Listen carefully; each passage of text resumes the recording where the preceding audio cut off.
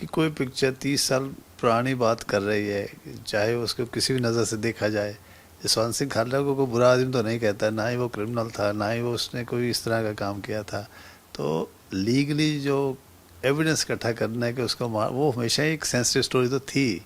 कोई भी चैनल उसे या कोई भी उससे पिक्चर बनाता तो वो एक इंस्पिरेशनल पिक्चर तो है ही, क्योंकि किसी भी ग्रेट पावर के खिलाफ कोई एक लड़का, एक बंदा अपने करेज पे लड़ता है, तो वो ऑल टाइम थीम है ग्रेटनेस का। तो he was like a man that. तो पता नहीं इनको क्यों लगता है कि ये इसमें, क्योंकि मैंने पिक्चर देखी है उस वक्त 4 साल पहले देखी थी, अभी तो नहीं देखी। तो उसमें तो कोई इस तरह का कम्युनल टच नहीं है, कोई खालिस्तान शब्द भी मेरा ख्याल वहाँ नहीं आया। वो इस तरह की बात ही नहीं करता। उसका बड़ा सिंपल सा था कि लोगों के हेबियस कॉर्पस किया जाए। वहाँ भी लॉयर था, लीगल काम ही ज़्यादा करता था। Plus he was an active Akali Dal worker also. तो इसलिए उन्हें, बट उससे पॉलिटिक्स से कुछ नज़र नहीं आया था, कोई मीनिंगफुल एक्टिविटी है भी नहीं पॉलिटिक्स के लोगों के लिए। तो फिर वो इस थोड़ा शिफ्ट कर गया कि यार किसी की जान बचाओ, किसी का हेल्प करो, किसी का केस कर दो। तो वो उससे ज़्यादा लगता था कि ये ज़्यादा पर्पसफुल वो एक्टिविटी है। तो इसी तरह फिर वो दैट इज़ हाउ मेरे संपर्क में इसलिए आए थे 1992, 93, 94, 5 95। सर दिलजीत दोसांझ की भी जो है एक उन्होंने वीडियो अपने सोशल मीडिया पे डाली है। उन्होंने कहा कि मेरे को तो पूरी उम्मीद थी कि इस प्रकार की चीज़ें होंगी, और वो तो एक्सपेक्ट कर रहे थे कि इससे भी पहले जो है मूवी को बैन कर दिया जाएगा। जब उन्होंने कंसीव कर रहे थे तो मेरे से को दलजीत नहीं, वो जो प्रोड्यूसर हैं डायरेक्टर है मधु त्रिहेन, वो आए थे तो केस का रिकॉर्ड लेने लिए, क्योंकि वो बड़े केयरफुल थे कि इस पे कंट्रोवर्सी तो होगी। तो वो बहुत न्यूट्रल चाहते थे, और अच्छे डायरेक्टर चाहते हैं कि दोनों तरफ का पक्ष हो। प्लस वो चाहते थे कि जो कोर्ट रिकॉर्ड है बिल्कुल उसी तरह से जिस तरह कोर्ट था, कि उस पर तो कोई कंट्रोवर्सी नहीं होगी। जिस तरह विटनेस ने स्टेटमेंट दी है उनके बारे में, उनके जीवन के बारे में, till the supreme court judgement, तो वो सारा रिकॉर्ड उन्होंने पढ़ा, उसके बाद ही उन्होंने स्क्रिप्ट तैयार किया था। मगर उस स्क्रिप्ट में ये तो है ही ना कि police officers had killed him and they were finally convicted also by the supreme court. तो वो जुडिशियल रिकॉर्ड था। तो उस केस से हमारे देश की लीगल हिस्ट्री बहुत बड़ी है, ह्यूमन राइट्स लीगल हिस्ट्री का सबसे बड़ा केस है कि इसके इन्वेस्टिगेशन से, उनकी डेथ से जो 2097 के लिस्ट उन्होंने सुप्रीम कोर्ट में दी थी, उसकी भी इन्वेस्टिगेशन हुई।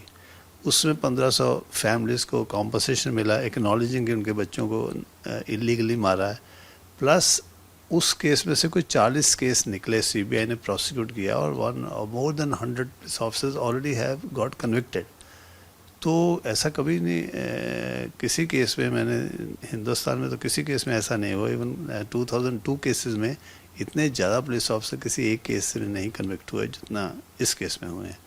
तो वो सारी मॉरल फोर्स जसवंत सिंह खालड़ा की थी कि कॉन्शियसली ही केम बैक फियरलेसली। तो वो क्वालिटीज़ तो हमेशा ही अक्रॉस ग्लोब अट्रैक्ट करती हैं और एप्रिसिएशन उनकी होती है।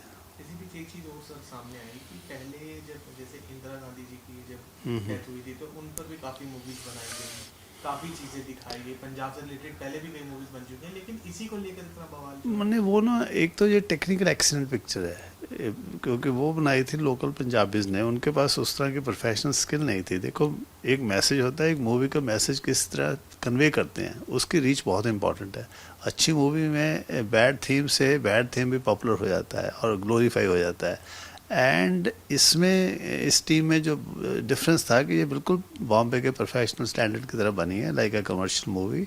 उसमें सारे क्रिस्प डायलॉग हैं, थ्रिलिंग स्टोरी है, एंड उसके बाद एक मैसेज है बड़ा strong, to fight against injustice.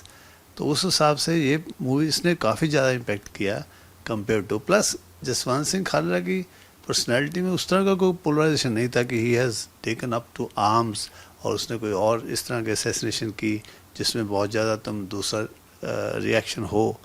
तो ही वॉज उस हिसाब से तो बिल्कुल ही मेन स्ट्रीम लीगल सिस्टम का पार्ट था एंड मेन स्ट्रीम पार्टी का हिस्सा था।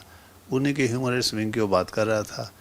तो उसलिए उसके खिलाफ कुछ कहने को नहीं है। पुलिस के पास भी कुछ नहीं था।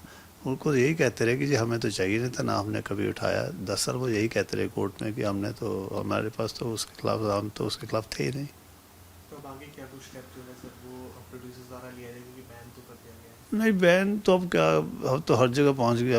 अब तो लीगल कोई इशू ही नहीं रहा कि जब तक वो नहीं थी तब तक इशू था। अब तो एवरीबॉडी अक्रॉस द वर्ल्ड तो वैसे व्यू कर रहे हैं। अब जहाँ बार एसोसिएशन के ऑफिस में चंडीगढ़ वकील इकट्ठे होकर देख रहे थे, क्योंकि हर किसी के व्हाट्सएप पे मैसेज आ गया, वो छोटा सा 500 मेगाबाइट तो उसकी पूरी उसकी मेमोरी चाहिए, तो हर किसी की पेन ड्राइव में वो पहुंच गई है। तो उस हिसाब से तो रादर उसको ज़्यादा पब्लिसिटी मिल गई। मेरे हिसाब से तो मूवी को ज़्यादा प्रोत्साहन मिला, उसको एडवर्टाइजिंग मिल गई गवर्नमेंट के बैन करने से, उसकी सर्कुलेशन बढ़ गई। वैसे शायद उतना एक्साइटमेंट ना होती, उतना क्यूरियोसिटी ना होती। अब मुझे भी दोबारा फिर देखेंगे। अब कॉपी आएगी तो आराम से देखेंगे वीकेंड में। आपके मोबाइल पर तुरंत आएगी ब्रेकिंग न्यूज, स्क्रीन पर सबसे पहले दिखेगी बड़ी खबर, देश दुनिया की हर खबर एक जगह। अब आपके मोबाइल पर तुरंत फटाफट इंस्टॉल कीजिए न्यूज नेशन ऐप और रखिए खुद को अपडेट।